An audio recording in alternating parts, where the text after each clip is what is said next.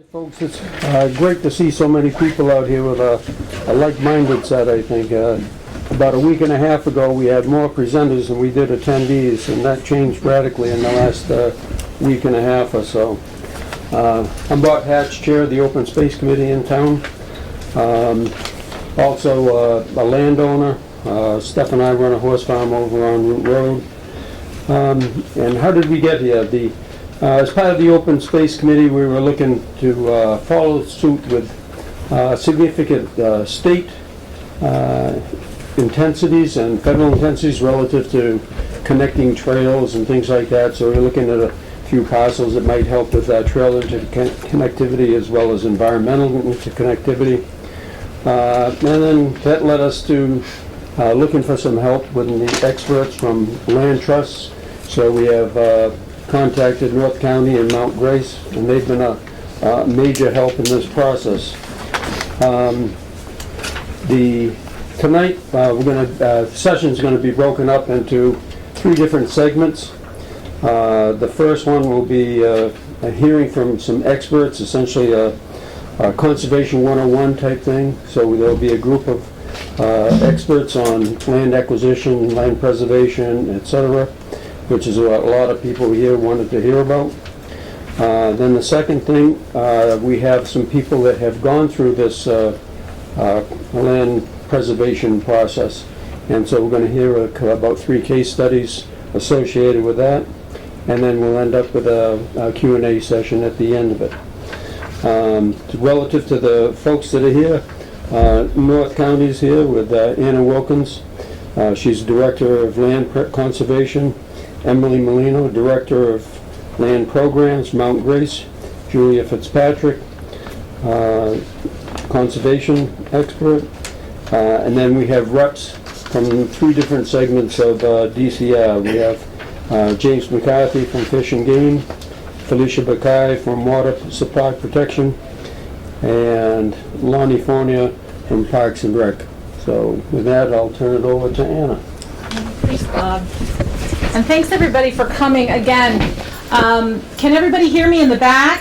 Okay, not really? Okay, do we need some, you want to move up front? Or should I use, I don't know, I'll try to speak as loud as I can. Does that help? Okay, I'll try to shout. So today we're going to do an overview of conservation and tools for conserving your land. And as you hear, if you have questions or if you want to learn more about something that I say, please take a note, because there's plenty to drill down on each topic. But I'm not going to try to get too far down into the weeds tonight, because it would take us hours and hours and hours. So we'll do an overview of conservation, what it is, how it can work with your land, and then and then from there we can drill down as we talk with the landowners. So and I want to stress how important it is to look around the room. You are all landowners in here who are trying to wrestle with the questions that you have about what to do. So that's, you all each other are a great resource for each other. So this is another reason why we try to do it in person, try to get everybody in the room so that you guys can get to know each other as well. So again, my name's Anna Wilkins. I work for North County Land Trust. Let's get started.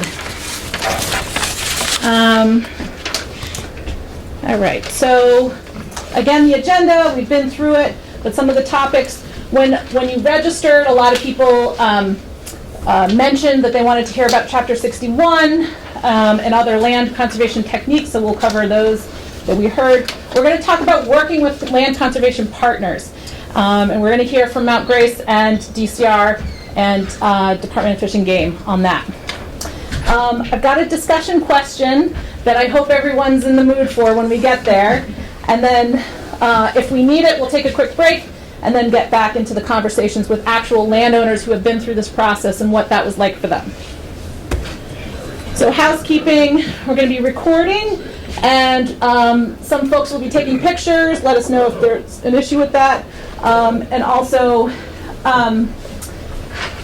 the exit survey. Super important for us to get that feedback from you. So before you leave, we're going to be pesky about it. Fill out that exit survey at the end of the program.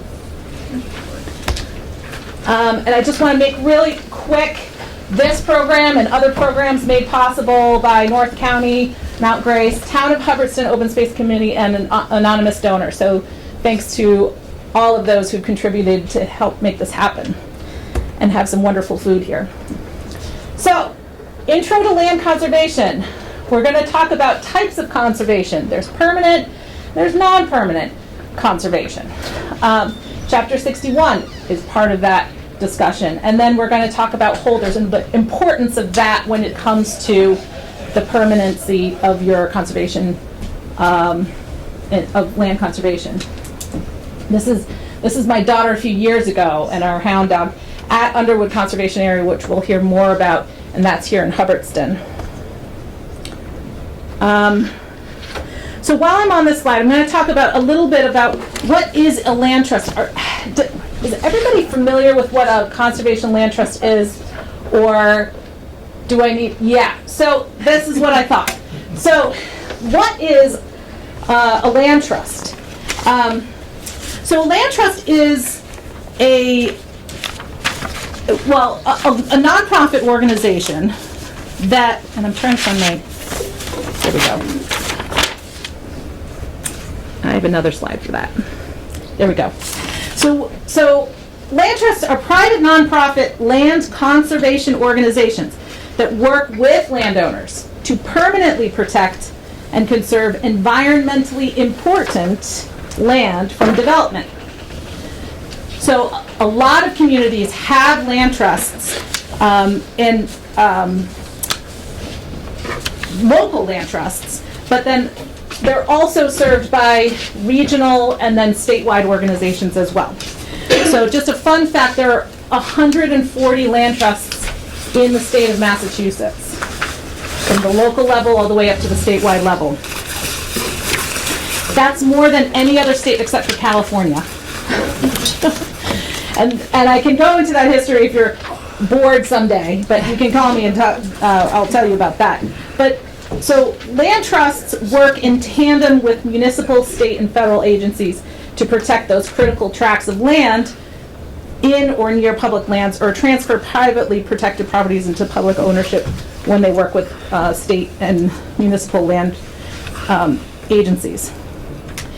So land trusts really are about conserving land, engaging community, and protecting and caring for that land forever. Conservation land is either done by holding it in fee, by owning it. So when you hold the fee, you own it, you have the deed, own it outright, or by holding a conservation easement. Here in Massachusetts, we call it a conservation restriction. And that's when, and we'll talk a little bit more about that later. But those are the two kind of ways that we permanently protect land. But a piece of that is really, land trusts are really about, like we're a community of people who really are passionate about protecting land and keeping it in its natural state. So let's see here. I really shouldn't have printed two-sided. Saving trees, but causing confusion. All right. So types of conservation.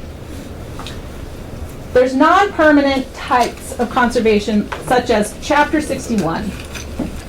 And that's really, the only thing that links it to conservation is that there is a right of first refusal if you are selling it and converting its use.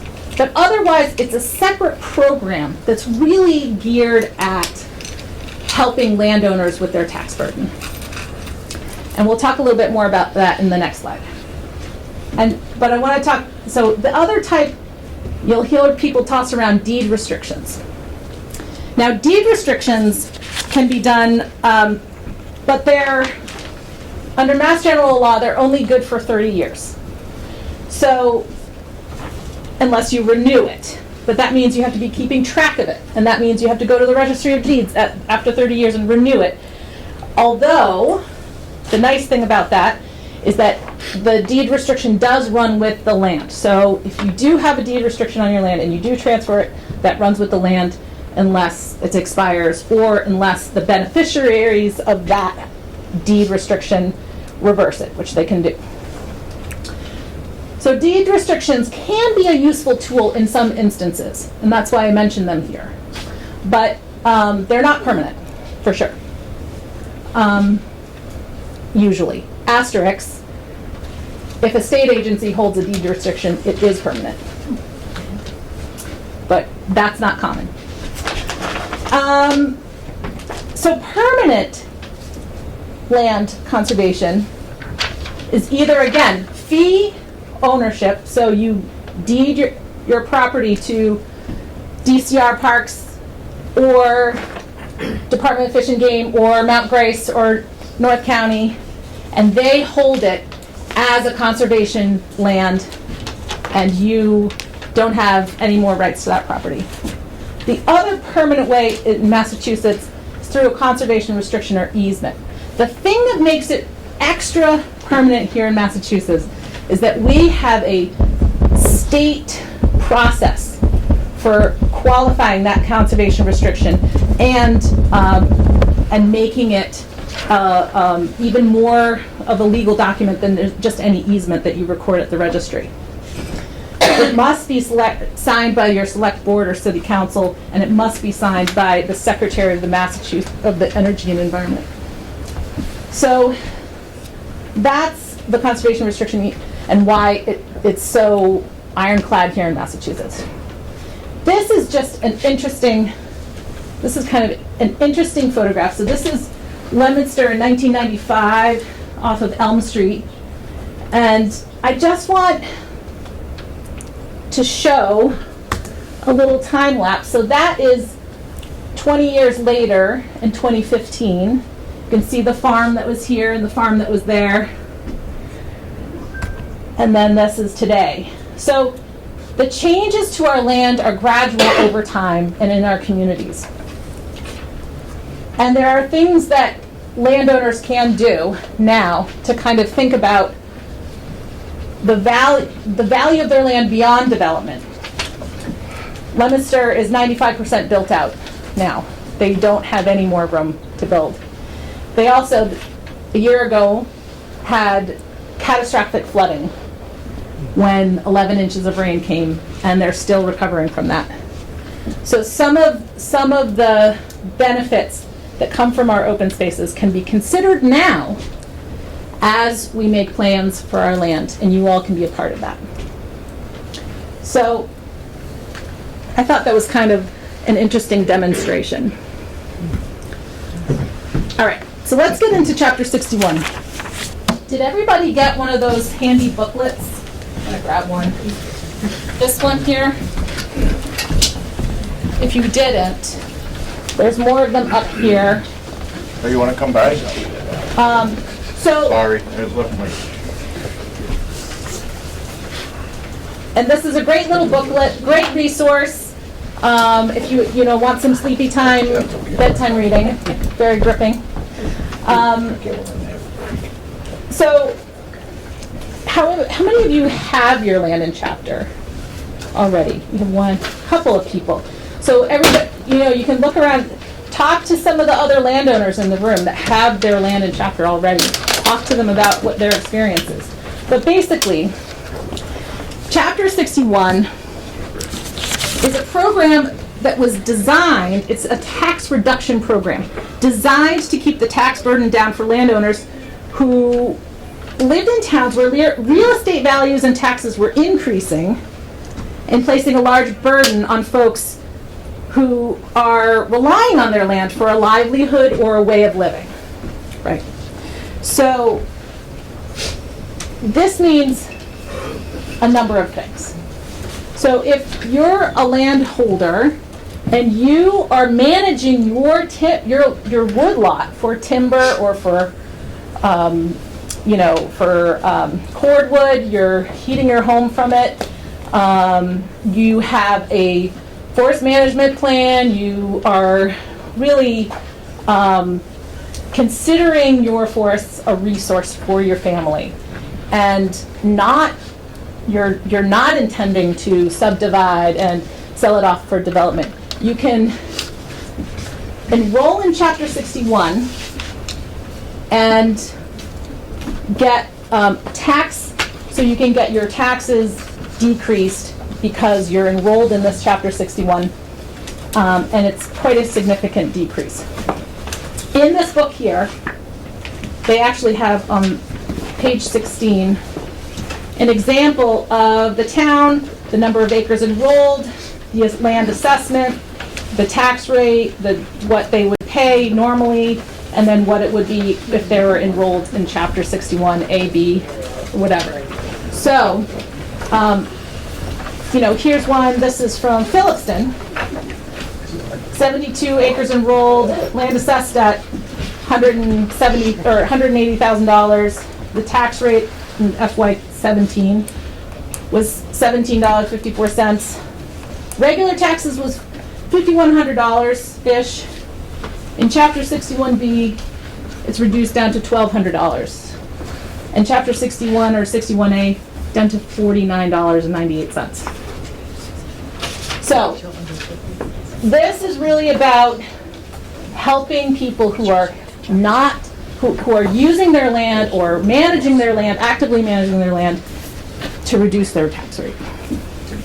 There's different programs. So, Chapter 61 is for forestry. If you're doing active forest management, or you have a forest management plan, that's the one that's good for you.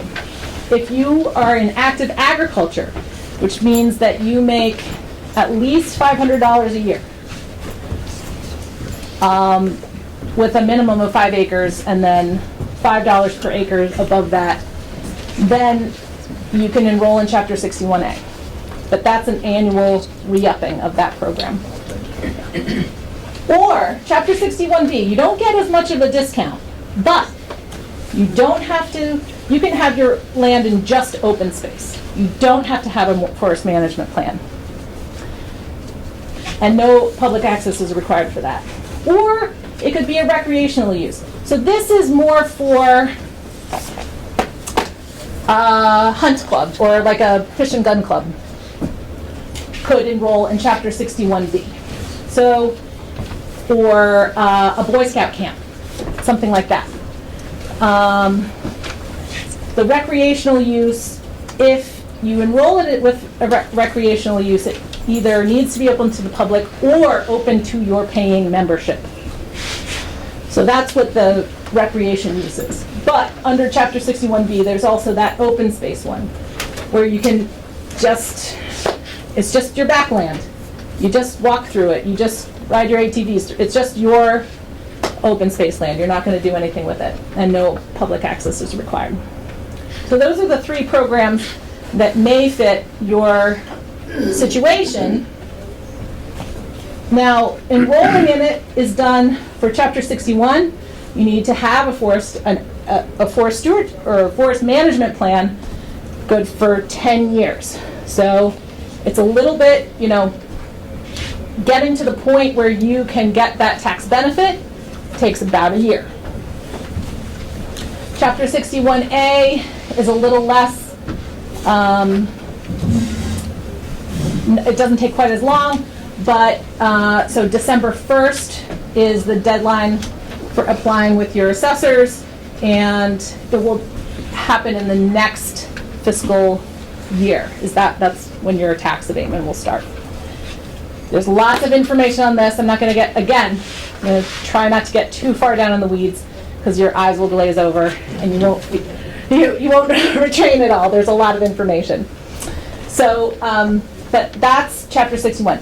The thing that makes it temporary conservation, is that once you enroll your land, while it's enrolled in the program, if you decide that you want to take it out of that so that you can sell it to a developer, or that you want to develop it or change it from this current use to developed current use,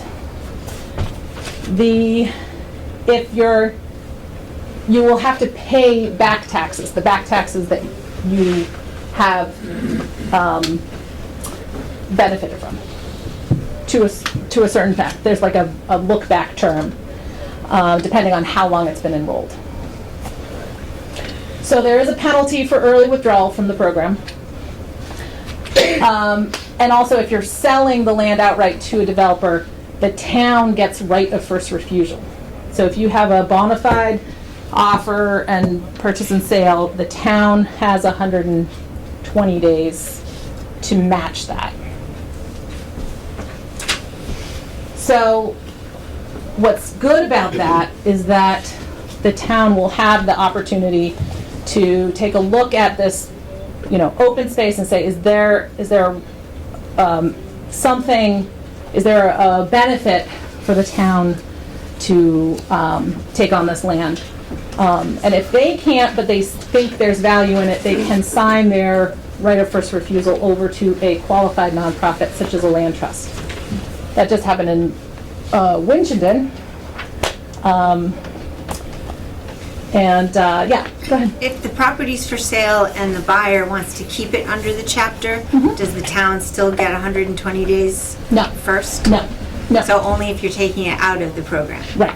So you can sell your Chapter 61A or Chapter 61 land to someone who keeps it in chapter. There's no problem with that. But you still have to do an annual application with it? For A and B, Yeah. not for Chapter 61. Right. Yeah. Yeah. Yeah. Does Chapter 61A and 61 requires a forestry plan? No. Only Chapter 61 Requires it. requires the forest management plan. There are also state grants to help you with your first forest management plan. So a lot of times you can get it for free. Any other questions on that? Okay. We good? Good, yeah. All right.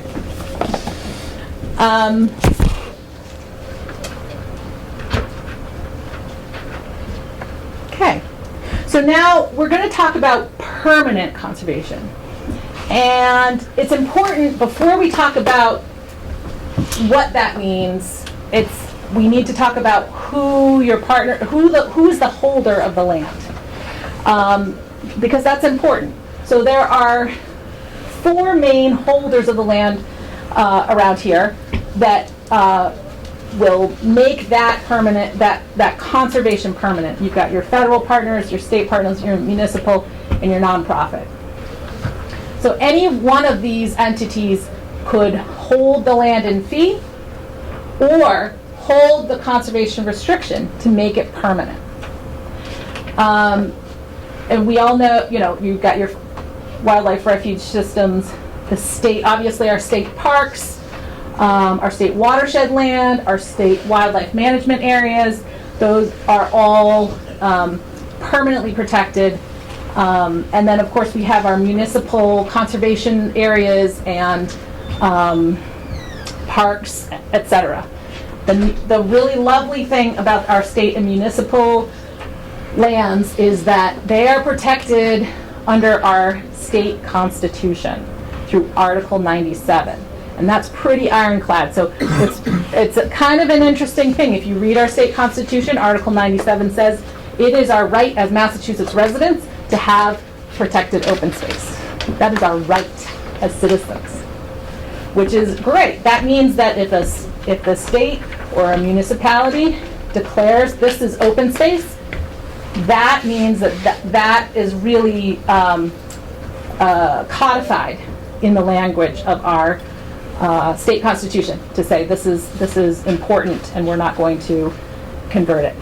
There is a process for converting it, now that I say that. However, out of 80 applications, only 4 of them last year went through. And if you take land out of conservation, you need to replace it with land of equal or greater value. So, it's pretty awesome. The other is the private nonprofit, and that's us, the land trusts. You've got your local, usually all volunteer land trusts. You've got your your small regionals, you've got your larger regionals, and you've got your statewide organizations. Statewide organizations like Mass Audubon, Trustees of Reservations. And then there's nationals like TNC, the Nature Conservancy, things like that. But so all those entities can hold land and it will be permanently protected. Okay, so when we're talking about permanent protection, let's see here, where am I?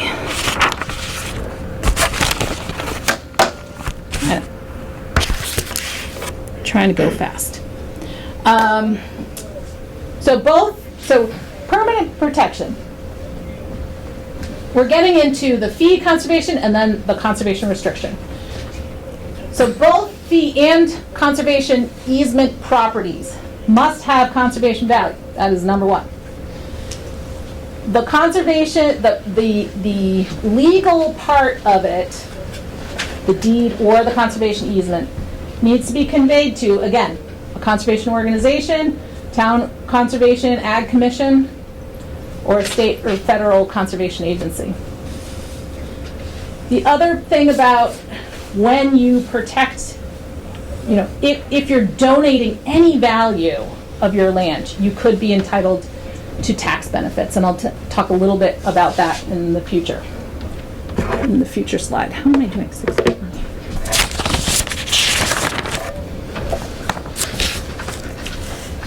Oh, I am, okay, great.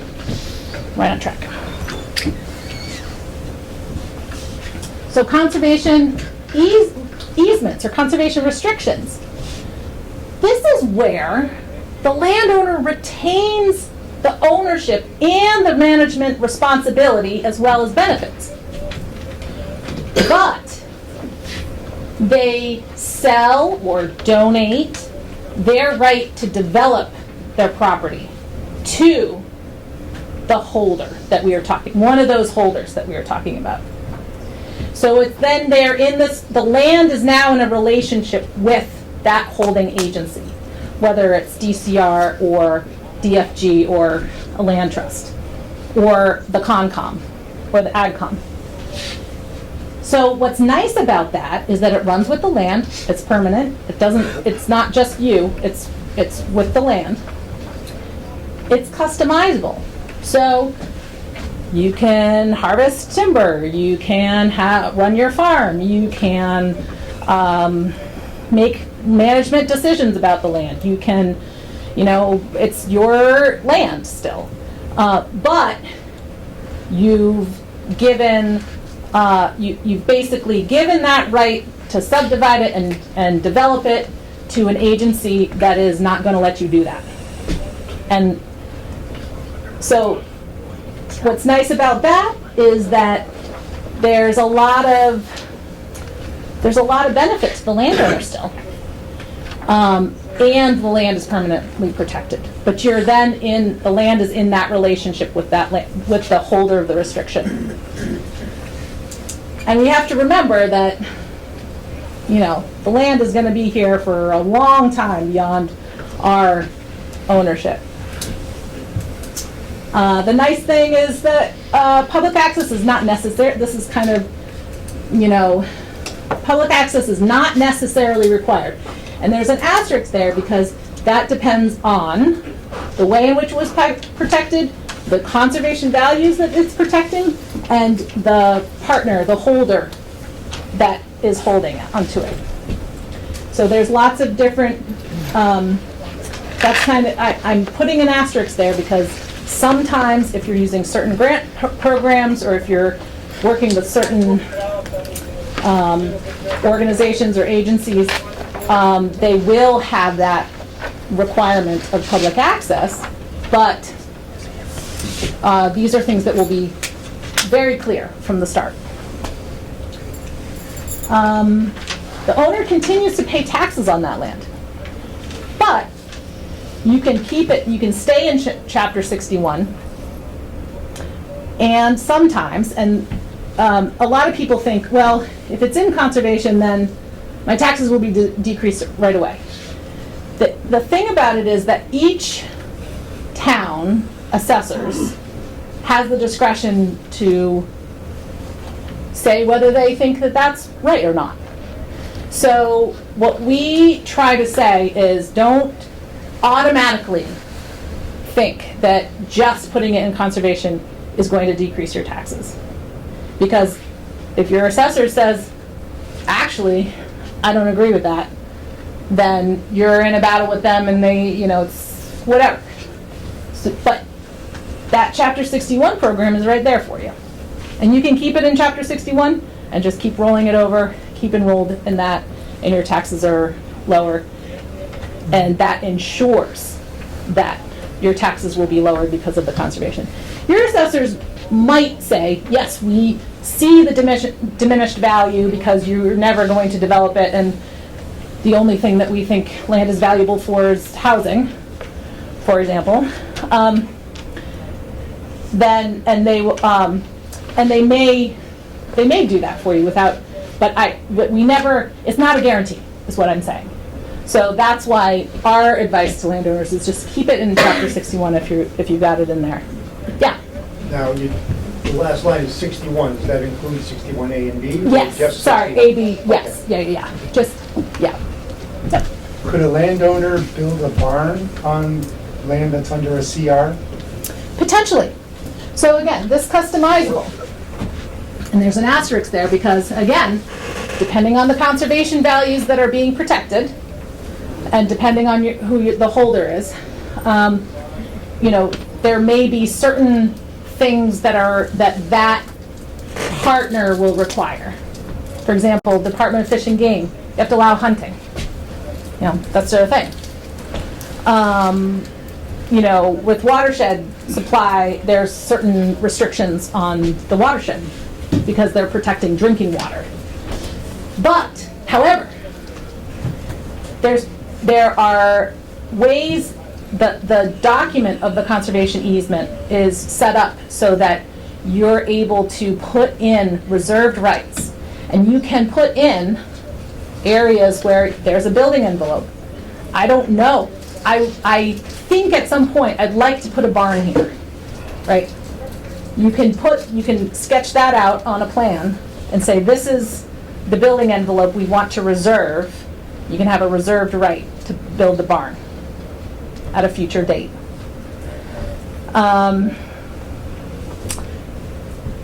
There's exclusion areas that you can do. And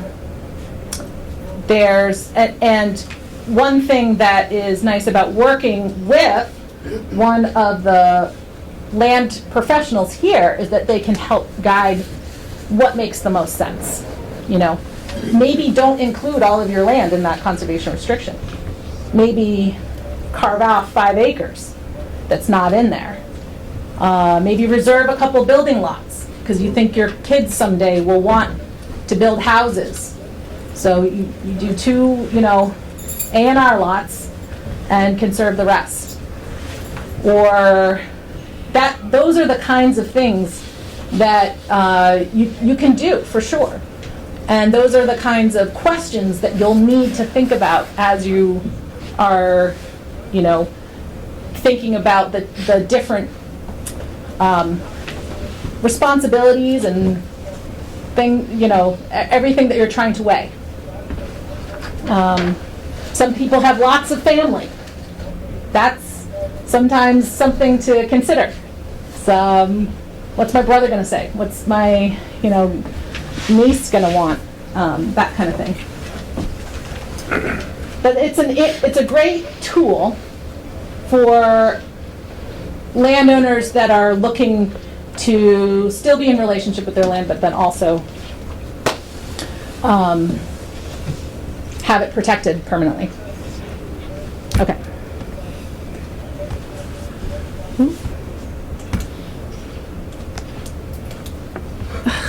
Hitting the wrong button. So I'm going to do these slides very quickly because now I'm behind. So funding.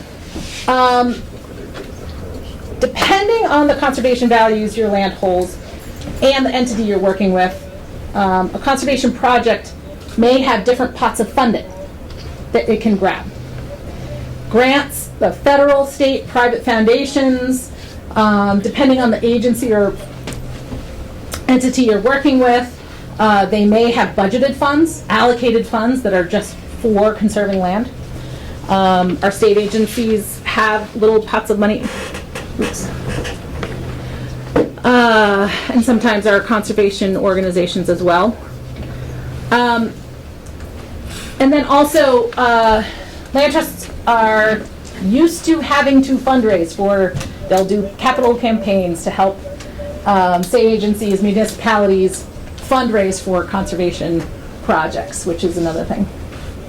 And municipal. So all of you are CPA towns, which is great because you have a pot of money to help with due diligence projects, to help with a project, to help with conservation in your communities, which is great. Not all towns have that, and you should be very thankful that you do. So taxes, we talked a little bit about this, but if you donate, if you do a bargain sale or donate any portion of value of your land to help the project, and you may be eligible for the federal charitable tax deduction. We also have the Mass Conservation Land Tax Credit, so that gives you 50% of the donation value. So say your property is worth $150,000 and you basically donate it to Mount Grace, and you enroll in this tax credit, and you're awarded the tax credit. So you'll get a $75,000 credit for your state taxes. If you don't use that, you'll get a check for $75,000. Yeah. Under the subject of taxes, going back to your previous statement about whether or not the assessor agreed with the value. If I'm not mistaken, I believe that you're able to apply to the Board of Assessors for an abatement on the value of that. Yeah. And it's not just a unilateral decision that they make. Yeah. And if you are denied, then you can apply to the Tax Appellate Board and appeal the decision there as well. It's true. It's true. It's not impossible, but it's more, I think it's not necessarily a guarantee. And the way that they value the land, I have seen in the past examples where landowners get frustrated because there's a disagreement with the valuation of their land and the way they're looked at. So all I'm saying is that I wouldn't assume that they're going to agree with you and have that same idea of valuation. And maybe they take some money off, but maybe not all of the money that you think is appropriate for that. So I think my point is just, I caution people to just rely on the conservation as being the diminishing valuation on their land. I caution people just to rely on that. That's all I'm saying. They might agree with you and all of that, and everybody's friends, and it's great. But I've seen it happen where they don't. So my advice is this: if you're in Chapter 61, keep it in Chapter 61. It's easy to do, and it's a guarantee. Does that make sense? Or do you? Well, yes, but you know, the value of your taxes is still predicating under the Chapter 61. If they value it at a rate that you're not happy with, you're still paying. You're only getting a 95% abatement on their value that they think it's worth. And you know, if there's that discrepancy, there is a way to challenge it. Yes. And if you can reduce the value, then your 95% abatement would be even less. So Yeah, it's just that's not true. a fait accompli with the tax assessor. They don't have a unilateral decision. That's true. Yeah. Just quickly, what we had to do is we had to wait out the rest of the year. So whatever period in which we applied, they said, fine, but we will do it on the next tax year. Yeah. Well, that's the tax law. Yeah, that's tax law, for sure. And just, I always have to say this, but I'm not a legal or tax expert, and everyone should always consult legal and tax experts when they're talking about wanting to get a federal charitable tax deduction or anything to do with, financial advice or taxes. Just know a CPA or a tax lawyer is going to be your best bet in looking at your specific circumstances and coming up with what makes it, what's going to work for you. Because there's a lot of things that go into that. All right, so the Conservation Land Tax Credit is a great program, but it is a 2-year wait list, so just keep that in mind. So estate planning, super quick. When you're doing your estate planning and your land is a part of that, this is much bigger. This is much bigger than just what to do with your land, but there's everything involved with that. These are the folks that you'll want to engage. Obviously, for the land piece of it, your land protection specialist, estate planning attorney I just mentioned, financial planner, obviously, tax attorney, CPA, appraiser, that's later on in the process, but all of the conservation programs require appraisals of the land. And a forester or a Mass Department of Agriculture agent to help guide you through all of these programs, and even there's a lot of land stewardship help. So like if land management help, so programs for habitat management or agricultural management, depending on what your needs are. So those are resources and folks that you'll want kind of to talk with.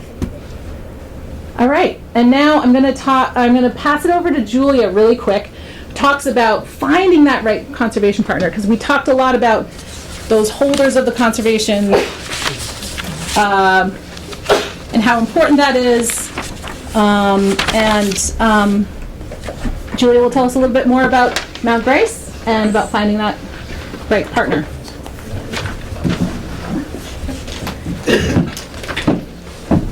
Great. Hello, folks. My name is Julia Fitzpatrick, and I'm joined with Seth Kelly.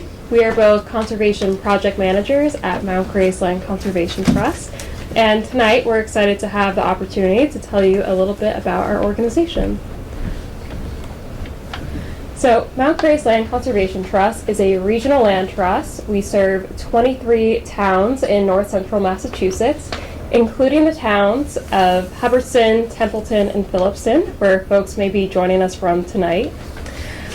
Our headquarters are located in Athol, and we currently have a team of 14 staff members.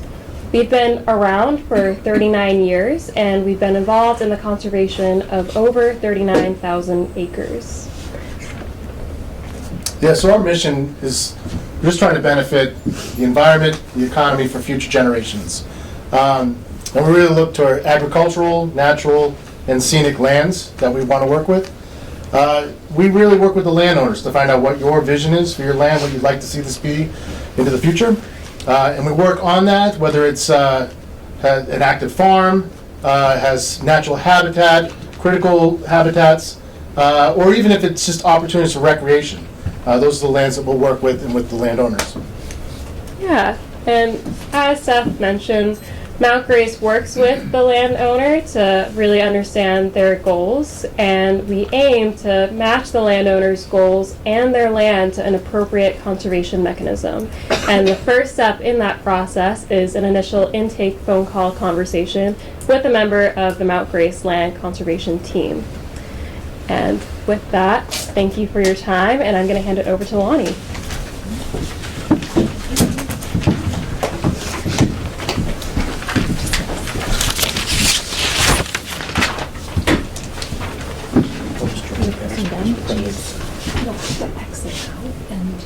PDFs are like, and on the bar on the bottom. I don't know where to stand. I'm not blocking it. Hi, everyone. My name is Lonnie Fournier, and this is my partner, my colleague, Felicia Bakai. We both work for DCR, and we're going to spend a few minutes talking to you tonight about our different programs within DCR. I'm associated with Mass Parks, the state parks agency, and Felicia works for the Division of Water Supply Protection. Throughout our presentation, we're going to highlight some differences between those two programs, but our take-home message to you tonight is that we're here, we work closely together. You don't need to pay attention to where your land would fit best tonight. Reach out to either of us. We'll help you find that partnership. DCR as a whole is a great conservation entity to work for. We have some survivors of the experience that we'll talk to you a little later tonight to vouch for that. So don't get too hung up on the differences that we're going to go over tonight. We're just here to let you know sort of the options within the agency that we provide in helping you conserve your land. And so the first thing that we thought would be helpful was presenting you a map of DCR properties in the area. Might be a little hard to see tonight with the fluorescent lighting, but state park properties are in dark green. As Anna highlighted before, we have solid green colors representing in fee land, and then some darker green cross-hatching that represents CRs, conservation restrictions. And then in a lighter green color, those are our water supply protection properties. Again, in fee is a solid color, and then some cross-hatching represents what water supply calls watershed preservation restrictions. It's a conservation restriction equivalent.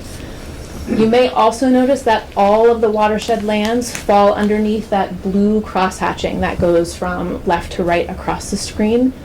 That blue cross-hatching represents watershed boundaries, and that's very important to the watershed protection program. Felicia's going to go into a little bit more detail about some of the terms that I've used, a little bit about the difference between parks and water supply, and hopefully that will answer a few questions if you have any at this point. Thanks, Lonnie. So our programs are very parallel, but there are some differences, and so the table up on the screen just highlights some of those similarities and differences.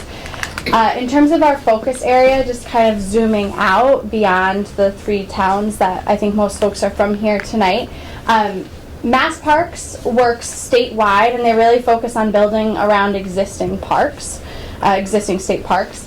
Water supply protection works exclusively within the Quabbin Reservoir, Ware River, and Wachusett Reservoir watersheds. So those 3 watersheds are the source waters for the drinking water of the greater Boston area and a few other municipalities throughout the state. And so our mission at the Division of Water Supply Protection is to protect the water quality of that drinking water source waters. And that reflects our conservation goals. So Mass Parks has broader conservation goals. They're really looking at any natural, cultural, or recreational resources when they're considering whether conservation of a property makes sense with their partnership.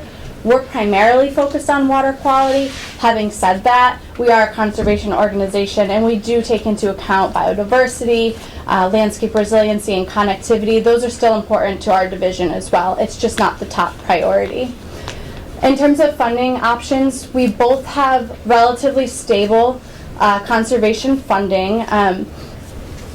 Mass Parks has a capital budget, whereas we at the Division of Water Supply Protection are funded via the Massachusetts Water Resource Authority, MWRA. They are the suppliers of that drinking water to Greater Boston, and so the residents that are getting that water, they're paying a small fee that then ends up coming back to be able to use on land conservation in other communities that are providing them the clean drinking water. However, both of our divisions work with our land trust partners, other state agency partners, and also grants to find additional funding when our capital budgets just aren't making it far enough. In terms of acquisition options, we work with both donations and the purchase of fee lands and conservation restrictions. As Lonnie mentioned, it's a watershed preservation restriction when you work with the Division of Water Supply Protection. That's just because we're focused mostly on water. One of the differences I will highlight is our division never requires public access on a watershed preservation restriction. Typically, public access is required with a conservation restriction, although not always, but most often when working with DCR state parks. In the end, though, we both provide permanent land protection, and we're both eligible entities for those tax benefits that Anna mentioned earlier.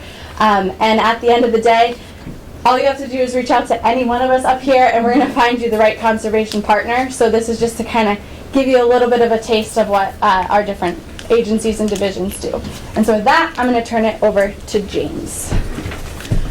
I'm going to exit out of this slideshow. So, hi folks, my name is James McCarthy. I work for the Department of Fish and Game, so sister agency to the Department of Conservation and Recreation. Both agencies, our mandate is to go out and protect open space. We have different reasons for doing so depending on the different areas that we're working in. Felicia just did a great job describing of the different reasons that DCR engages in land protection. I'm going to exit out of this slideshow for 1 second and pull up a map if I can.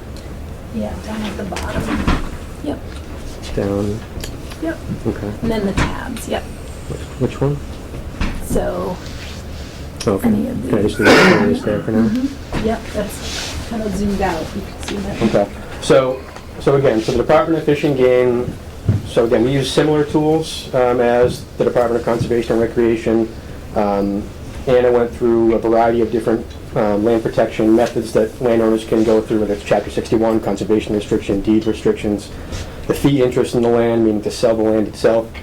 For the Department of Fish and Game, the agency that I represent, the two basic and main tools that we utilize, the most effective for us are purchasing or acquiring land in fee interest, so negotiating to buy the land itself, working with landowners that would like to donate the property. We can accept the fee interest that way as well. Or a bargain sale, which is a term to represent a sale of the property for a value between the full market value and the donation. So that's a fee interest project. So again, straightforward, we want to buy the land. If the landowner would like to sell it or if they'd like to donate it, we'll accept a donation as long as conservation priorities and conservation values are represented there. Of course, we have a process reviewing and approving all of that. The second main tool is conservation easement or restriction, which has been covered tonight. So Anna had gone through sort of the different scenarios that you could consider a conservation restriction. So every conservation project is unique to the landowner, to the land itself, to the partners involved. Conservation restrictions are a really classic example of that because a CR, a conservation restriction for short CR, that's a very carefully crafted document that again carries with the title to the land in perpetuity. Perpetuity forever is a long time, so you need to be very careful about the language that you choose to put into this document, which again carries with the title to the land, whether that property is handed down to your kids or is sold to somebody else. That conservation restriction will always be there, tied to the deed, unless Article 97 legislation were to be introduced to try to remove the land from conservation status, which is Anna touched upon. Very rarely does that happen. There's got to be a net conservation benefit, along with a whole group of other things that need to be proven to, specifically to get a state agency to take land out of Article 97 protection. It doesn't happen very often. It's a legislative process which we avoid at all costs. Most recently, we have done some sort of land swaps with towns, which in effect does take certain land out of Article 97, but it's for things like drainage easements along main roadways. We're talking very small square footage in relation to the overall conservation benefit of the land that's being protected in the essence of the project. What's one of the biggest ones that's come out of a land trust when you say the small one? So the land trust, that would be for the nonprofit partner world. I would have to ask Anna or the Mount Grace folks to touch upon that. But I'm just curious if any large ones have ever come out of a land trust that were supposed can to you recall of any example of anything large land trust world that has come out of a trust that was supposed to stay in one? I can't think of any. All right. So it's very rare. It doesn't happen often. And in the land trust world, it would probably it would be a different process than the Article 97. So the land trust world, it would be a legal battle, which I have never. Yeah, that would be. Well, I did have an uncle a long time ago that had some of his farms taken by eminent domain. eminent domain for the building of the highway that went through, and it's pretty nice farmland that got, Yes, eminent domain is a whole nother thing. yes, but I mean, It's a whole nother thing. that was Yeah. stuff, he wanted to keep it in a restriction for a long time, and it probably wasn't some kind of restriction, but then the came down from another ruling to take it. But he got compensated, but Yeah.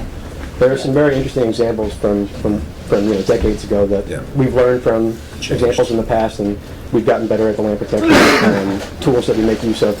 But anything like that, any clear examples or questions that if you're thinking like, I really would like to get an answer and more information, Anna's going to have a sheet or a way of collecting these things, and we'll put the right state partner or nonprofit partner in touch with you folks, and we can collectively answer this. Because all of this is really just a team effort is what conservation requires. And that's why you folks are here. You're here to learn from team members that ultimately will provide you with the information so you can make the best decision possible.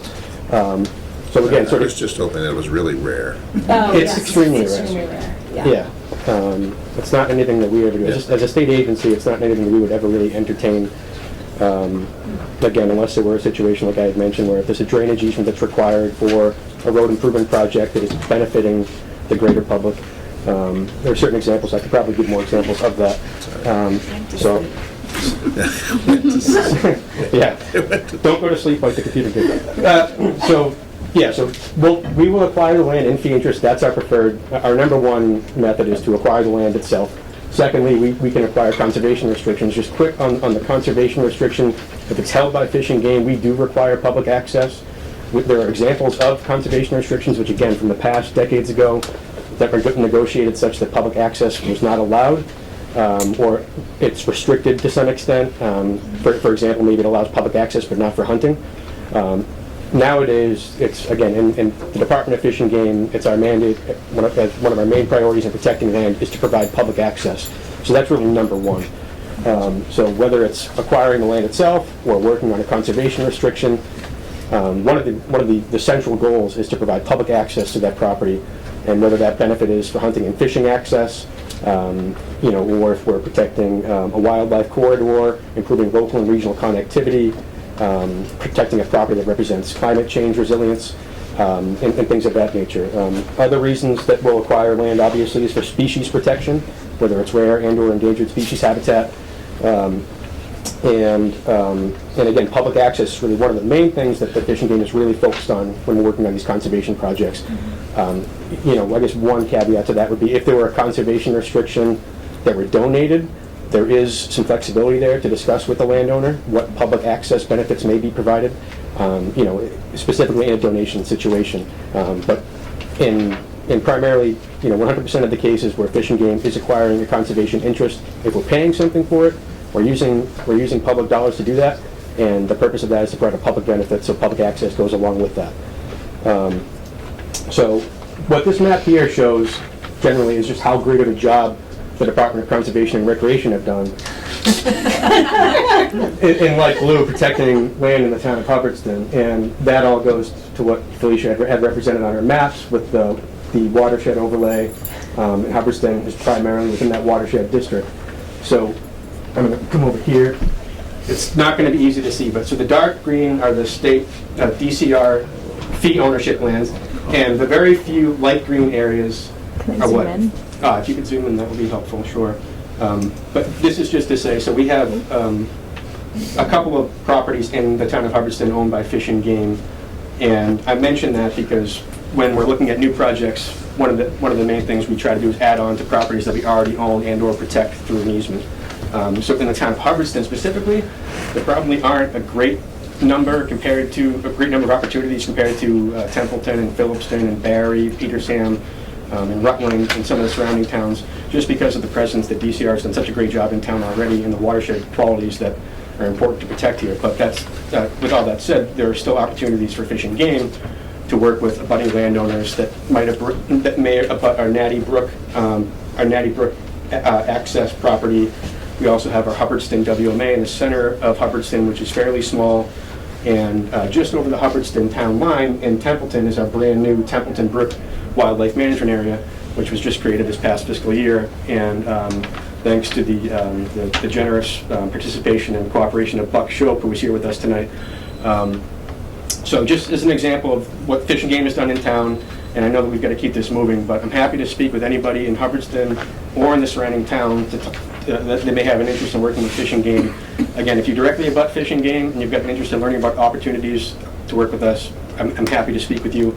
Even if you don't directly abut land that we own or protect, still happy to talk with you. And if I'm not the best partner to work with, you know, to pass along the information from there.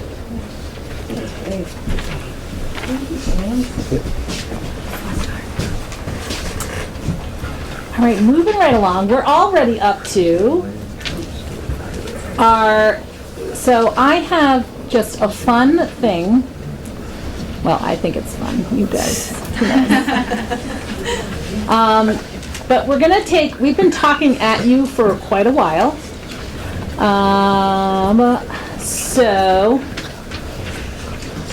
we're going to take like a 5-minute break. Welcome and thank you for sharing your experience.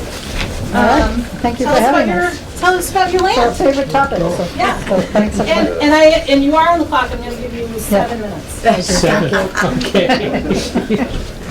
Okay. Gary Howland, Lorraine D'Souza. We've been in Ashburnham for 24 years now, and when we moved to town, we found it a beautiful place. I think she'll get into more of the background. We're just going to go through the process that we worked with DCR on our property on. Is that too small? Yeah, it is.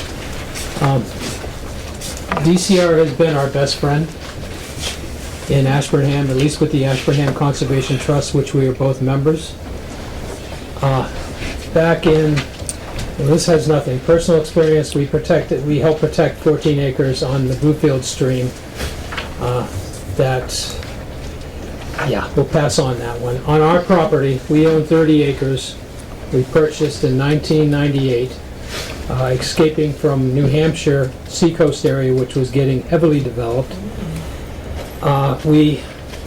First we had to sign a note because it was 30 acres and the bank wasn't real sure, what are you going to do with this land? They made us promise not to develop it further, which we thought was very odd. I don't think Why it was would they binding care? agreement either, Yeah, but yeah. we didn't care, we But signed it. anyway, so we fell in love with the property.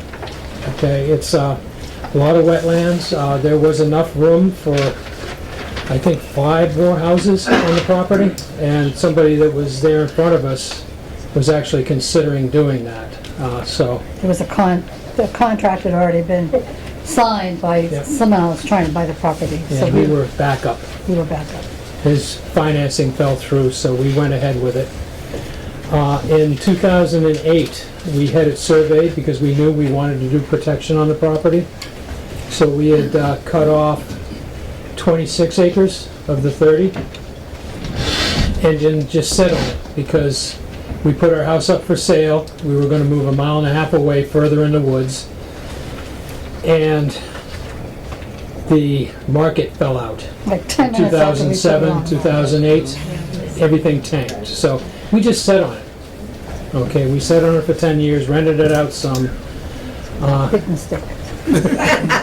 Never rent again. Okay, moving down a little bit, there we go. So in 2011, we did a forest stewardship plan using the grant from DCR to get that done. And we enrolled in Chapter 61, so that saved us a significant amount. Like $5,000 Yeah. that the state picked up on? 61, the forestry part? Yes, we had, it was 24 acres, so we had enough to do, 26. Thank you. That's why I need you. In 2019, the market was better. We submitted a survey plan to the planning board to create an A&R for the 4 acres.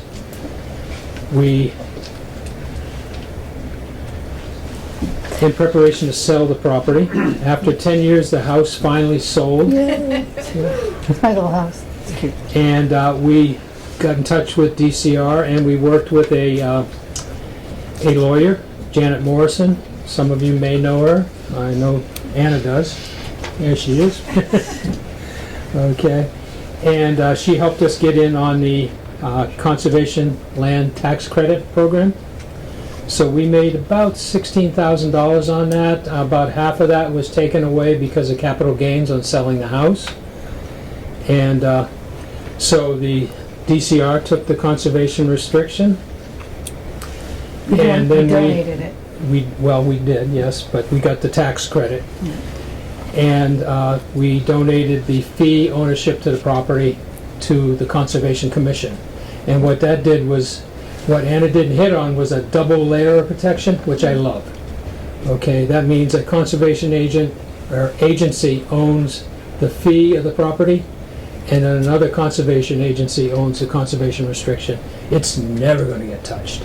Okay, I love that. So, you're up. Okay. How's that for just gleaming over most of it? 7 minutes, remember.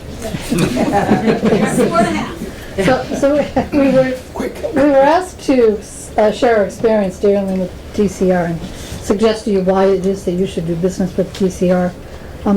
As land trust members, we've dealt with developers, we've dealt with homeowners, we've dealt with the state and federal government in other land trusts. in other land trusts, of course, an open space committee to craft projects for other people. The thing about DCR, which stands out to me, is that they have the manpower and the professional services and the expertise to do these things right. Because if you don't do them right, you've wasted time, you've wasted money, and you're going to lose the land. So they have the ability to perform the due diligence, the appraisals, cover legal costs, do title exams, and monitor the property.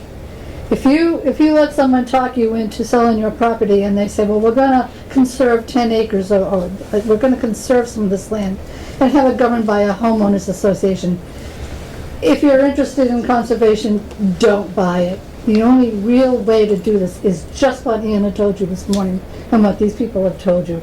It locks it up tight. If that's your original intention, do it with the absolute professionals in the field, because otherwise you'll be lied to, you'll be cheated. You know, we've actually, as land trust members, we have been disappointed working with developers every time we've tried to do so. They never made good on their promises. Just two, but it was only two.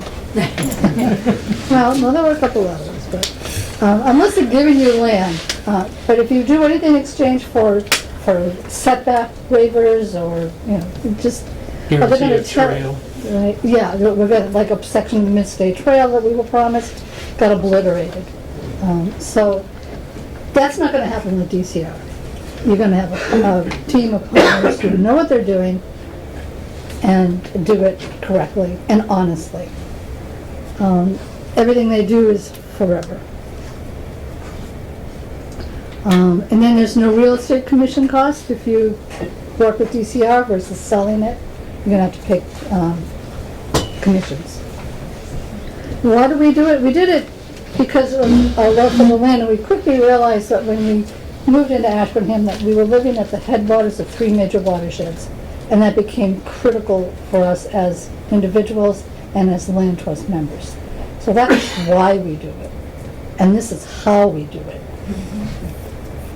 If you have any questions, we'd be happy to give you more details. Yeah, we'll have plenty of time for questions and discussion at the end of all the presentations. We used all these tools she talked about to make this happen. Yeah. I love the challenges, though. It takes time to work for conservation. A lot of this. So if you, the sooner the better. If you're thinking about it, to start planning. It takes time. Your land should be in good physical condition. If you need to pick up trash, pick up trash. It's sometimes a confusing process. Use your land trust and your open space and people in this room. And learn, just quickly, learn to let go. It was hard for me to let go of that place. It was next to a wetland. I absolutely loved it and adored it. But I'm not going to live forever. And if I can't protect with my body forever, the only way we could make sure that it stay protected is to use the people in this room to do it legally and permanently. And it's still there. It's public property now. I can go there anytime I want. Well said. Thank you. Let's get out of here. Get out of your way here. Oh yeah, no worries. I'll take care of it. Okay. Don't worry. All right. Let's have, do you want to go next with Buck? Yeah. Right. Can I pull those PDFs? Yeah, they're right in the tabs up there. 5 minutes? Yeah. Are we able to get a copy of that one you put up with all the different colors and all of that stuff? Is that somewhere? Yeah. This one here? Yeah. Yeah. That'd be kind of cool to have. Sure.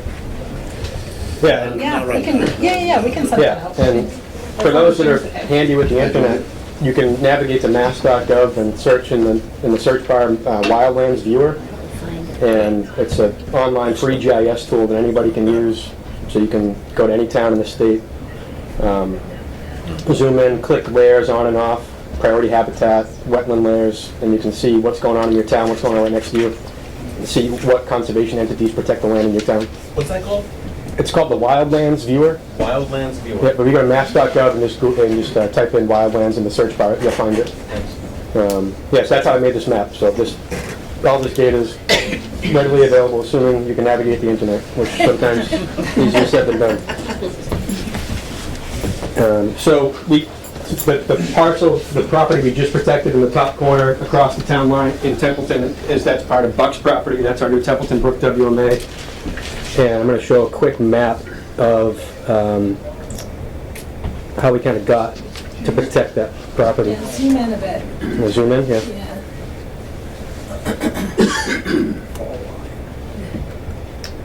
So this is at the end of Pale Factory Road, right across from the Templeton Municipal Airport. Is it? Yep, right across from Swamp. Yeah, right across from the airport. So Templeton Brook flows right through the parcel outlined in red. So the line that goes down the middle represents how we divided the conservation project, but the entire thing was part of the Swift River Retrievers dog training facility, which is one of the only,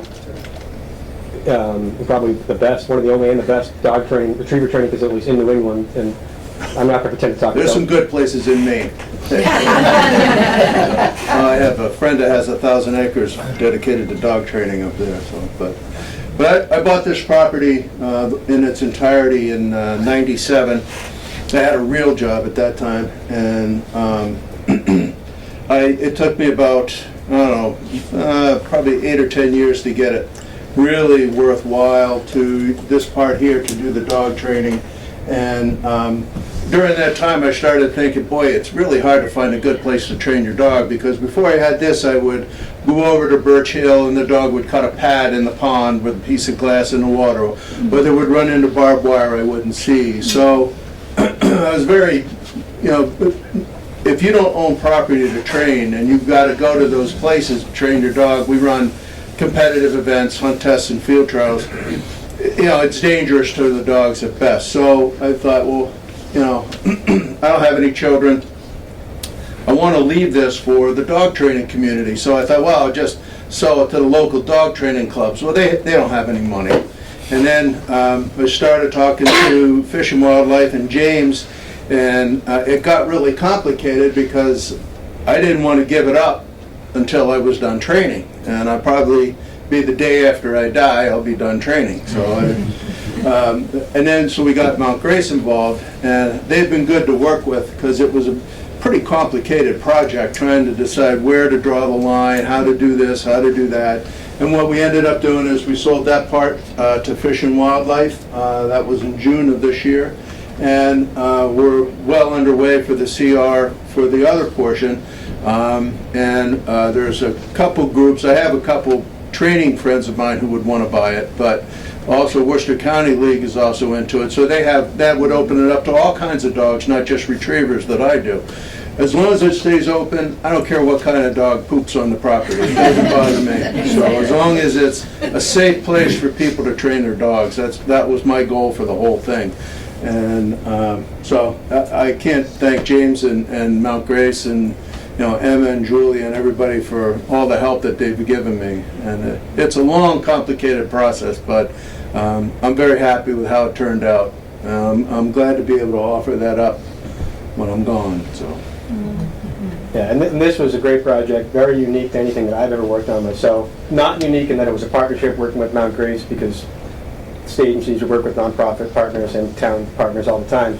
So the partnership wasn't different, but permanently protecting the land wasn't different, but the permanently protecting this retriever training aspect of it is completely different than anything we've ever worked on before. And so grateful to Mount Grace to be able to work with Buck on that. So not only is the land protected in perpetuity, but so will be the opportunity to forever train dogs in this site, which is important to Buck's vision. That was the goal. And just so that red dashed line, if you're wondering, that is a permanent public access easement that we negotiated into the deal. So the parcel that Fish and Game actually purchased, we paid for the land itself. We didn't have road frontage, so we had a permanent public access easement surveyed onto the property. And it's on an existing cart path, so if you folks ever get out to Pale Factory Road, you'll see there's a cart path there. Members of the public can go in and hunt during hunting season, and for our land management purposes, if we ever need to go in there and do any timber cutting or land management activities, we have access the same way. Again, a unique project, but I'm glad it Worked out great. Thanks, guys. Yeah. Thank you, John. That's great. Yeah. We have a question back here. Oh, yeah. Well, other people might learn from your question. So the last landowner that we're going to hear from has yet another experience with land conservation. Tom and Mary Robinson from Hubbardston had a lovely property. Why don't you tell? I won't say more because you say it beautifully. Yes, you're on.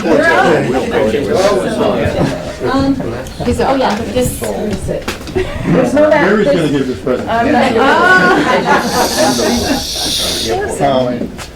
There's a common thread through all these the other side of the swamp. participants. This side. Yeah. You get your land, you get your plan set, and then there's an economic crisis. If you go to the end of the road, Ours was the savings and loan scandals in the just before 80s. that, I had So we bought the property, and savings and loan hit. people can see. I don't know if many people remember that one, but it was pretty difficult. Interest rates go to 16%, and you put your plans on hold. And while our plans were on hold, what is the thing that people say? Life happens while you're planning. Life happened, and different priorities changed. We had 5 projects, actually. We had this land project I'm going to tell you about, and then we had our oldest daughter, our second oldest daughter, our son, fourth daughter, fourth child. And so they were all heading for colleges and whatnot, and money got pretty thin. But we decided that we would, it's much more complicated than this, but we decided ultimately to donate a fee simple. The process was very interesting. We too worked with a name that was mentioned earlier, Janet Morrison. Yeah. She lives up in Ashburnham, and she's a crackerjack and has tremendous passion for what she's doing. And I think now she operates as a private consultant, but she was formerly Anna's job, I guess, at NCLT. Yeah. She's a founder, I think. Yeah. She was one of the first paid executive directors. Yeah, and I think she might have been employee number 1 and only. She, for a long time she was. Yeah. But she's great. Yeah. She helped us. The how part of doing this is amazing. I recommend you go and talk to a lot of people. Talk to DCR, talk to all these people here, and then some. You'll find out that it's a very collaborative community. It's not competing. These people aren't competing with each other. They will help you. They'll steer you to what's the best for you. Very, very interesting people. Knowledge is extensive. It'll help you with everything from the tree species selection that you're going to plant to removing dams and all kinds of things that we've had experience with. It's simpler than you think. You've got to make some fundamental decisions, talk to a lot of people, make some choices about who to work with, and then there is actually a pretty well cut path to get to conservation land. We chose, as I said, the fee simple way, and the funny part of this story is We met Janet Morrison down at the Registry of Deeds in Worcester, and we did this whole thing in 40 minutes. The actual transfer, that is. Yeah. That's kind of a joke, Yeah. but it was true. The registrar came over, we signed the papers and showed him the land. And when we look at it, we think, well, what changed? This land was there. We had cut a driveway in, it's still there. We were going to build multiple houses and all that stuff. But we would walk around there and we would keep the driveway open with our weed wrenches and whatnot and walk around and enjoy the place. And I can do that today, even though I don't own it. And that's a good feeling. It's the same, and you get the same pleasures. I put some papers over on the table about what a walk in the woods does for you health-wise. And give it a read. It's a little zenny, but you gotta try it. So there was really no change for us. Except we don't have to pay taxes on it. And it's real important to take the long view.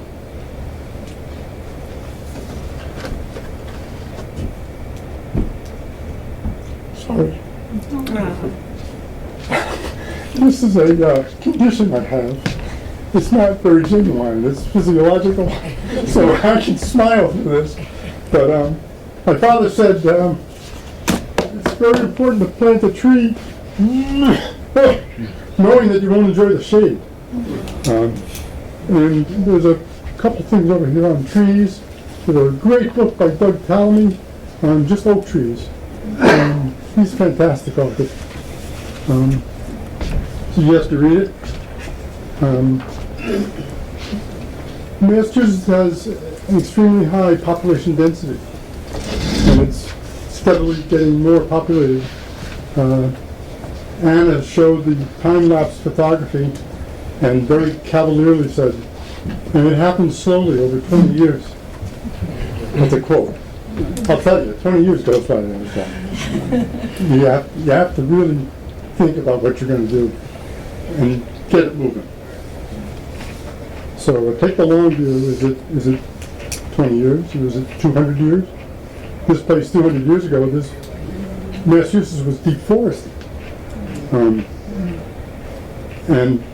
20,000 years ago, man hadn't quite arrived yet. So, and that's the most invasive species, humans.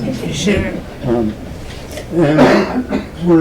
the whole evening was very much talking about transferring ownership.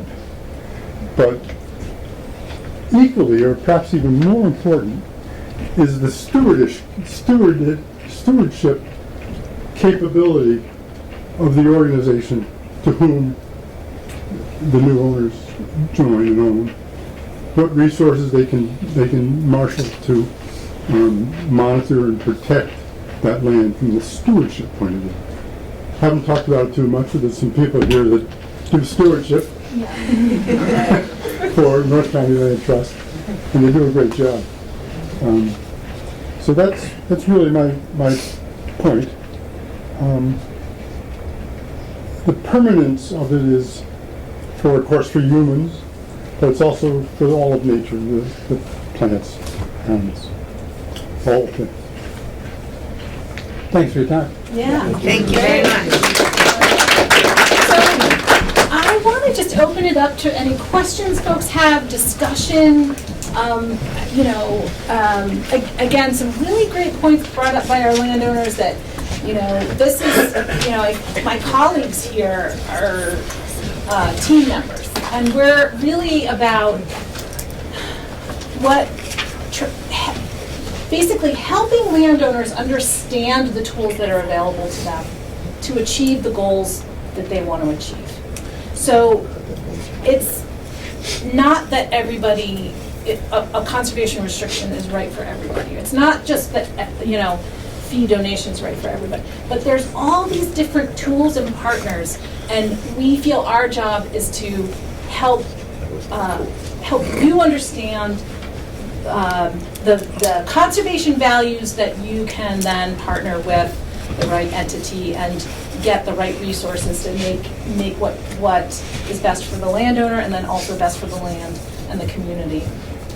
So that's, I think, I don't know, I kind of spoke for all of you, but I think that's kind of what I feel our job is. So anyway, questions for landowners. We had, again, we had Buck, we had Lorraine and Gary, we had Tom and Mary. Anybody want to have any questions or comments or discussion points? Anything that I covered or any of our presenters covered?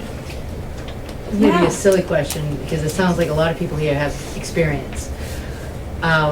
Where do you start? That's a great question.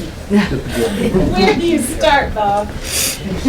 Well, You want to, I We mean, have. or where does, The next step, I should say, Yeah. after tonight. so fill out your exit survey.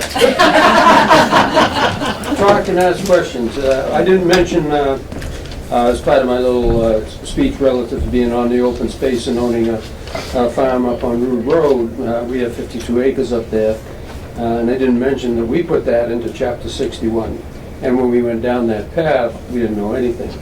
And so you just start talking to people. And actually it was, after talking to a few people, it was a relatively simple process. Once you start talking to the right people. So in our case, you had to have a state forester come in, and they'll come in for free just to do a quick overview of your property and what you could do with it. Then the next step after that was to get a consulting forester to come in and do a detailed forestry plan. And then after that, then you all set to go and you can file for Chapter 61. So those are the high-level steps. But just talk to any of the people. Any of these people that have presented anything to you, and most of the people on the Open Space Committee could get you going in the right direction. And once you talk to the right person, things start to fall apart and become much clearer relative to the steps in the process. We have contact sheets too for everyone who's presented today, so if you are looking to reach out to anyone, please grab one of these on your way out. They're right there. Yeah. And I would, so I guess, it depends on, when you call Mount Grace or anyone, or North County, or DCR, Fish and Game, they're gonna wanna know, where is your property? And the first thing we'll do is map it and see where it is in relation to already protected land, the other conservation values that are important, like watershed protection or landscape connectivity or rare species habitat. There's a lot of different things. Or if you have a farm, do you have prime ag soils? These are all pieces of information that we'll help gather to then show you and talk to you about, okay, well, what are you thinking about? Like, here's what we see. How, are you looking to, is it that you need to maximize the value that you get out of it, or are you in a position where you're able to donate, or what, all of those things. And we'll also, help tease out, what are the conversations that you need to have internally with your family? Is it that you own the land outright, or is it in a trust, or do you need, all of those other questions? So again, James was really articulate in saying, it's really like every single project, every single landowner, every single piece of land is is completely different. So every single one of you is going to have a different situation, different kind of thing. So that's why I tried to keep it high level, and then we can drill down as you all are interested in doing, or as you're ready to. That is. So what else? What am I forgetting? No, I'm forgetting something. There's lots, again, if you haven't come up here to look at the resources up here, please do so. There's also empty folders you can fill up with handouts. Please take food. I said at the beginning, I'm going to say it again, I don't want to have to take all this food home. And it's here for you. Yes, I Lorraine. have a question. Yeah. Fill out the survey. Fill out the survey. Don't leave without the survey. Yes, I will. Yeah. You probably encounter the same thing that the Ashburnham Conservation Trust encounters. People who come in with requests to protect small parcels of land, 5, 10 acres, sometimes 20 acres. And we don't always know what to tell them. It's harder to get the partners to align that project with the criteria of the partners. What do you do if someone comes in and they want to protect 8 acres? Well, again, it depends on the location. It also is interesting, sometimes a small parcel can be the instigator for a neighborhood project. And sometimes someone who has, a small parcel that they want protected talks to their neighbors who have, a larger parcel. But it all depends on, the smallest project that we've done was conserve 1.5 acres in a neighborhood. So that was in a city, but at the same time, it's not the size of the parcel that matters necessarily. Obviously in rural areas, it's harder to make a case, but I would say, I look at every single piece individually, and again, look at what are the conservation values. Sometimes they're cultural, sometimes they're historic, sometimes they're, it's a piece that protects just a little section of Mid-State Trail, or is the buffer to something. So I take a look, and I don't ever make any promises, but I also don't turn anybody away before really running it through all of the possibilities. Yeah. I would also have one more bit of advice for people that are looking to the state for them to make $1 million on their property. If your property is not worth $1 million, don't expect the state to be able to pay $1 million for your property. You have to temper your expectations as to what is fair market value, because that's all they can pay. It's not fair market value, it's appraised value. I'm sorry. It's appraised which is different. Appraised value, correct. Yeah, thank you. There is, it can be frustrating, especially now where we're competing with developers who are, land holding agencies from, they don't even live around here. They just are buying land on Prospect. And that can be hard for us to compete with, because they have a margin that's wider than ours, and we can't pay. We as a nonprofits are legally, we can't pay more because that gets into private benefit. 10%. But we can pay 10% over, but we not easily. Not easily. Not easily. Yeah. Not always. Yeah. I'd like to point out the power of small pieces of land. A lot of lots in Hubbardston have a house and a very deep lot. Yeah. And the 61A and B only require 5 acres. And there's lots of 7 and 10 acre lots with one house on it, 250 feet of frontage, and 1,000 feet of depth. Yeah. So there's a whole backyard phenomenon. And taking that up a level, there's a thing called the Backyard National Park. If you add up all the backyards of that nature, the land area will exceed the land area of the nation's national parks. Wow. Yeah. So there's power, environmental power in small parcels. Mm-hmm. Yeah. Oh, sorry, did you want to add to that, or? Okay, yeah. I'm hoping someone from DCR or Fish and Wildlife can comment on this, because I recently heard, which I hope was a rumor, but I heard some information relative to the fact that the state is looking to acquire land under the conservation restrictions more so than in fee, because they are overwhelmed with the amount of payment in lieu of taxes that they have to pay to some communities. For instance, Hubbardston, we have a tremendous amount of public land. And, the pilot payments are quite heavy. I'm wondering if that's something that is a policy, a rumor, or something that's just, under the radar, that the state is looking to get more donations or CRs than fees.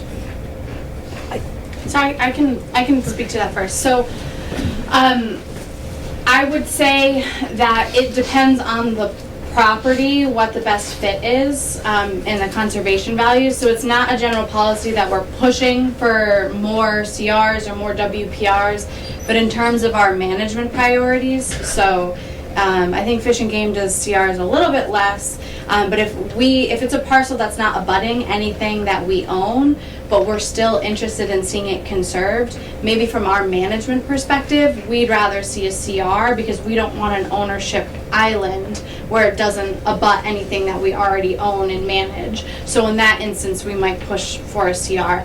I will say and acknowledge that pilot payments are a huge issue for communities depending on the state agencies. That is something that our state agencies do not decide on, what the pilot payments that communities get, but for DCR state parks and Fish and Game, pilot payments are decided by the legislature. They allocate a specific amount of money to then be divvied up between the communities based on how much protected open space they have. DCR water supply has slightly different pilot payments. When I'm saying pilot, I'm sorry, I mean payment in lieu of taxes, and that's for publicly owned state lands, which of course are not under the typical state assessor or the municipal assessor tax situation. For water supply, our taxes, our pilot payments come from MWRA and are actually a little bit more stable than the other state agency pilot payments. But you are correct that we as agencies do not pay pilot payments on CRs. It would not say it's a general policy that we're only acquiring CRs or really pushing for them, but we more take a holistic view to see whether a CR or a fee might fit better with our agency and or your goals. And if we're not the right fit, that's when we might engage another partner and kind of pass it along to see if we can find the right fit. I don't know if you guys want to add anything. In regards to the pilot program, that doesn't affect the Department of Fish and Game's land acquisition objectives, priorities, our policies. None of that is affected by. We prefer to own the land and fee because it gives us greater control over what happens there. We can put forth land management initiatives to improve the habitat conditions. Or suppose if you hold a conservation restriction, you're working in tandem with the landowner, and you only have so much control over what can happen there, and you're more in a stewardship position, and long-term stewardship costs can be burdensome. And so to get to your point, that has no effect on how we go about our land protection objectives.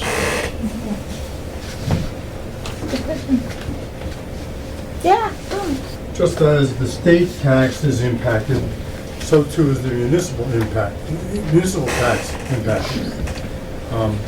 Many people think that the conservation land now is being taxed at a lower rate, and therefore the municipality in some ways suffers. When you compare the other side of the ledger, that is a house, all the services required of the house, the schools, et cetera, the cost to the town, I believe, is higher in the developed land component than in the conserved land. Sometimes a very hard argument to make to the town. I just made it. Yeah, and if folks are interested in that, there are some studies out there that can show the benefits of conservation over development out of tax, local cost of community services studies. Yeah.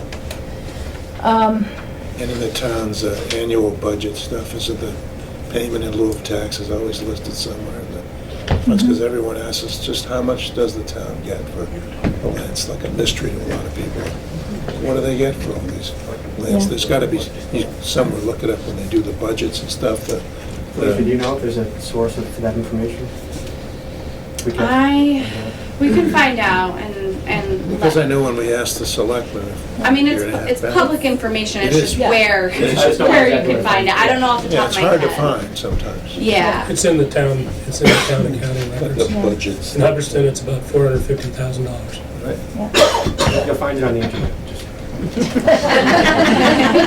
There was always complaints that a lot of people had no idea that like they get payments in lieu of taxes for some of the stuff. So their argument was they didn't want land conserved because you're taking away all the real estate taxes and all that stuff. But it says, well, they do get money. You do get money. It's a worthwhile conversation. You can look at return on investment studies that have been done by some of the national land trusts that have shown the water quality returns on protecting land. It's a worthy conversation to have. Yeah. So, with the state's push for more housing, Yes. affordable and otherwise, Yeah.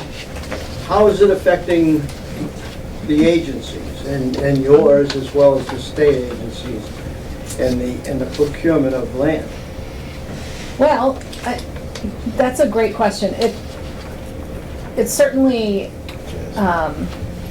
we can't deny that there's not a housing crisis, and there's also a climate crisis, and there's also a lot of competing values for land. But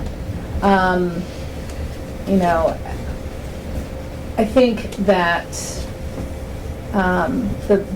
where I've personally felt the pinch point is the just the amount of developers that are buying on spec for housing, properties that come up, and they can, if they have capital behind them, they can do it very quickly, and they can pay a lot, sometimes more than we can pay. But I don't know if it's affected you guys more or in other ways, or that you've seen. I think towns, obviously with town planning.